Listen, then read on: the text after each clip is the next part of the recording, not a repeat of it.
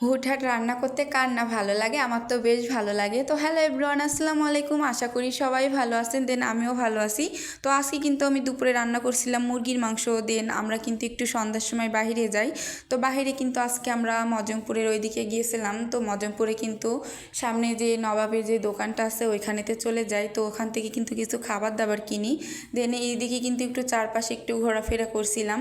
আর এই তো এইদিকে কিন্তু 3 প্লেয়ার কিন্তু অনেক গল্প জুড়ছিল, তো সেটারও কিন্তু একটু ভিডিও করে নিই। তো তারা কিন্তু অনেক মজা ছিল, যেহেতু সামনে শীত, তাদের মানে খেলার সিজন চলে আসছে। তো তারা কিন্তু সেই গল্পই করছিল আর কি। আর এদিকে কিন্তু আমি আর আমার আব্বাজানটা কিন্তু অনেক সুন্দর করে ঘোরাফেরা করছি আজকে। তো দেন আমরা কিন্তু খাবার কিনে নিয়ে কিন্তু বাসার উদ্দেশ্যে কিন্তু রওনা হই, যেহেতু অনেক রাত হয়ে গিয়েছিল। আমরা বের হয়েছিলাম 8টার দিকে। তো বাসায় আসতে আসতে কিন্তু আমাদের 10:30 বেজে যায়। তো এই তো আমরা কিন্তু বাহিরের থেকে আজকে অনেক খাবার কিনে নিয়ে আসছিলাম। দেন এদিকে কিন্তু হালিম ছিল, যেহেতু আমরা বাহিরের থেকে হালিম খেয়ে আসছি। আর আসার সময় কিন্তু একটা পার্সেল নিয়ে আসছিলাম। তো এদিকে কিন্তু বাটার নান ছিল, চিকেন চাপ ছিল, রোল ছিল, অনেকগুলো আইটেমই ছিল। তো আমি কিন্তু আজ কয়দিন যাবৎ লং ভিডিও সেরকম আর আপলোড করতে পারি না, আমি একটু অসুস্থ ছিলাম। আমার ভয়েসে কিন্তু অবশ্যই সবাই জানতে পারবে কিসের জন্য।